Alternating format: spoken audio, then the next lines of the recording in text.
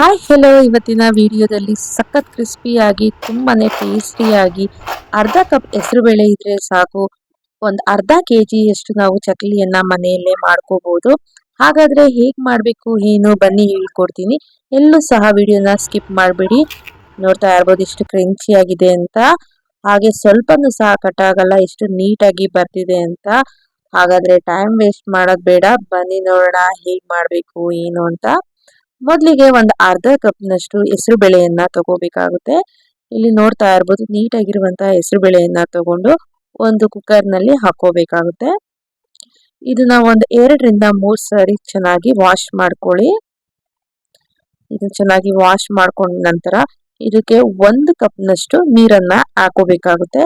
ಅರ್ಧ ಕಪ್ ಹೆಸರು ಬೇಳೆಗೆ 1 ಕಪ್ನಷ್ಟು ನೀರನ್ನ ಹಾಕೊಂಡು ಇದನ್ನ ಒಂದು 2 ರಿಂದ 3 ವಿಷಲ್ ಬರೋ ತರ ಬೇಯಿಸ್ಕೊಂಡ್ರೆ ಆಯ್ತು. ಈಗ ಹೆಸರು ಬೇಳೆ ಚೆನ್ನಾಗಿ ಬೆಂದಿದೆ. ಈಗ ಇದನ್ನ ಒಂದು ಮಿಕ್ಸಿ ಜಾರ್ಗೆ ಹಾಕೊಳ್ತಾ ಇದ್ದೀನಿ.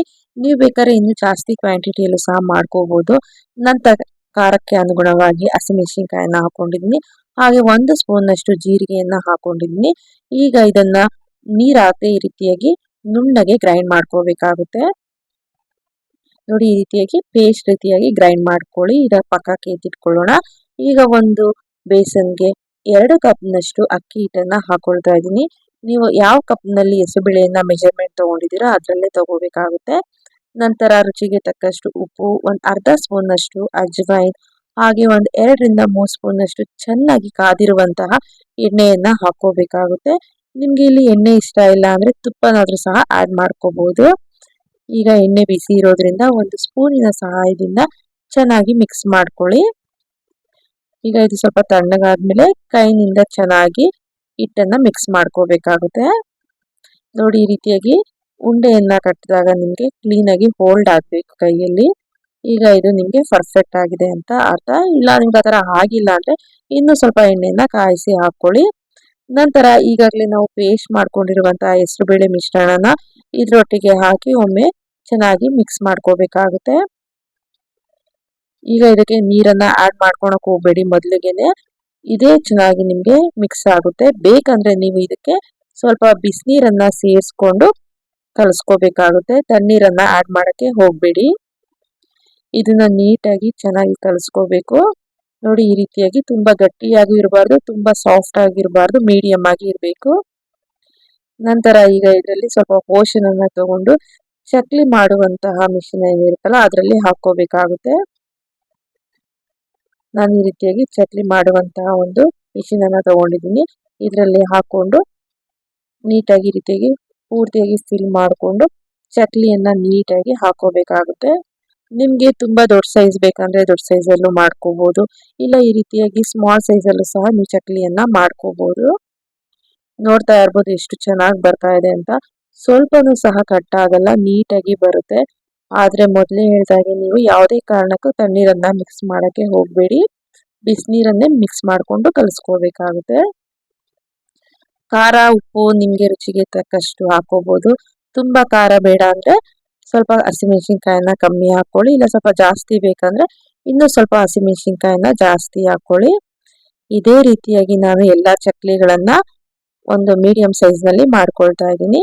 ನೀಟಾಗಿ ಈ ರೀತಿಯಾಗಿ ಎಡ್ಜ್ ಅನ್ನ ನೀಟಾಗಿ ಪ್ರೆಸ್ ಮಾಡ್ಕೋಬೇಕಾಗುತ್ತೆ. ನೋಡಿದ್ರಲ್ಲ, ಎಲ್ಲ ಚಕ್ಲಿಗಳು ಸಹ ರೆಡಿ ಆಗಿದೆ. ಈ ರೀತಿಯಾಗಿ ಒಂದು ಪ್ಲೇಟ್ ನಲ್ಲಿ ನೀಟಾಗಿ ಒನ್ ಟೈಮ್ಗೆ ಆಗುವಷ್ಟು ಚಕ್ಲಿಗಳನ್ನ ಮಾಡಿ ಇಟ್ಕೋಬೇಕಾಗುತ್ತೆ. ಈಗ ಎಲ್ಲ ಚಕ್ಲಿ ರೆಡಿ ಆಗಿದೆ. ಈ ಕಡೆ ಎಣ್ಣೆನೂ ಸಹ ಚೆನ್ನಾಗಿ ಕಾದಿದೆ.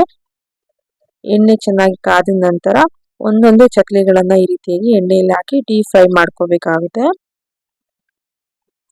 ಇನ್ನು ನನ್ನ ಚಾನೆಲ್ ನಲ್ಲಿ ಸುಮಾರು ಕುಕಿಂಗ್ ವಿಡಿಯೋಸ್ಗಳು ಲಾಗ್ಸ್ಗಳನ್ನ ಅಪ್ಲೋಡ್ ಮಾಡಿದ್ದೀನಿ, ಅವುಗಳನ್ನು ಸಹ ನೋಡಿ. ಈ ರೀತಿಯಾಗಿ ಸ್ವಲ್ಪ ಚಕ್ಲಿ ಒಂದ್ 2 ನಿಮಿಷ ಬಿಟ್ಟಾದ್ಮೇಲೆ ಈ ರೀತಿಯಾಗಿ ಮತ್ತೊಂದ್ ಕಡೆ ತಿರುಗಿಸಿ ಹಾಕೋಬೇಕಾಗುತ್ತೆ. ಇದೇ ರೀತಿಯಾಗಿ ಮೀಡಿಯಂ ಟು ಹೈ ಫ್ಲೇಮ್ ನಲ್ಲಿ ಚಕ್ಲಿಯನ್ನ 2 ಕಡೆನೂ ಸ್ವಲ್ಪ ಕಲರ್ ಚೇಂಜ್ ಆಗೋವರೆಗೂ, ಕ್ರಿಸ್ಪಿ ಆಗೋವರೆಗೂ ನಾವು ಫ್ರೈ ಮಾಡ್ಕೋಬೇಕಾಗುತ್ತೆ. ಈಗ ಎಲ್ಲ ಚಕ್ಲಿಗಳು ಸಹ ಚೆನ್ನಾಗಿ ಫ್ರೈ ಆಗಿದೆ. ಇದೇ ರೀತಿಯಾಗಿ ಎಲ್ಲ ಚಕ್ಲಿಗಳನ್ನ ಮಾಡ್ಕೊಂಡೆ. ನೋಡ್ತಾ ಇರ್ಬೋದು ಎಷ್ಟು ಕ್ರಿಸ್ಪಿ ಆಗಿದೆ ಅಂತ. ಈಗ ಬನ್ನಿ ಒಂದು ಚಕ್ಲಿಯನ್ನ ತೋರಿಸ್ತಾ ಇದೀನಿ ಹೇಗ್ ಬಂದಿದೆ ಏನು ಅಂತ. ತುಂಬ ಕ್ರಿಸ್ಪಿಯಾಗಿತ್ತು, ತುಂಬಾನೇ ಟೇಸ್ಟಿಯಾಗಿತ್ತು. ನೋಡಿದ್ರಲ್ಲ ಎಷ್ಟು ಕ್ರಂಚಿ ಆಗಿದೆ ಅಂತ. ಖಂಡಿತವಾಗ್ಲೂ ನೀವು ಸಹ ಈ ರೀತಿಯಾಗಿ ಚಕ್ಲಿಯನ್ನ ಒಮ್ಮೆ ಮಾಡಿಟ್ಕೊಂಡ್ರೆ ಈವ್ನಿಂಗ್ ಸ್ನ್ಯಾಕ್ಸ್ಗೆ ಅಥವಾ ಹಬ್ಬದ ಟೈಮಲ್ಲೂ ಮಾಡ್ಕೋಬಹುದು. ತುಂಬಾನೇ ಚೆನ್ನಾಗಿರುತ್ತೆ, ಹೆಲ್ತಿಯಾಗೂ ಸಹ ಇರುತ್ತೆ. ನೋಡಿದ್ರಲ್ಲ ಈ ಚಕ್ಲಿ ರೆಸಿಪಿ ಇಷ್ಟ ಆಗಿದೆ ಅಂತ ಅನ್ಕೊಳ್ತೀನಿ. ಇಷ್ಟ ಆಗಿದ್ರೆ ನಿಮ್ಮ ಫ್ರೆಂಡ್ಸ್ ಮತ್ತು ಫ್ಯಾಮಿಲಿ ಮೆಂಬರ್ಸ್ ಒಂದಿಗೆ ಈ ವಿಡಿಯೋನ ಶೇರ್ ಮಾಡಿ.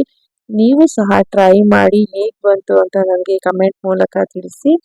ಅದಲ್ಲದೆ ಇನ್ನು ನನ್ನ ಚಾನಲ್ನಲ್ಲಿ ಸುಮಾರು ಸ್ನ್ಯಾಕ್ಸ್ ವೆರೈಟಿಯನ್ನು ಹಾಕಿದ್ದೀನಿ, ಅವುಗಳನ್ನು ಸಹ ಟ್ರೈ ಮಾಡಿ. Thank you so much and bye. ಹೀಗೆ ಸಪೋರ್ಟ್ ಮಾಡ್ತಾ ಇರಿ.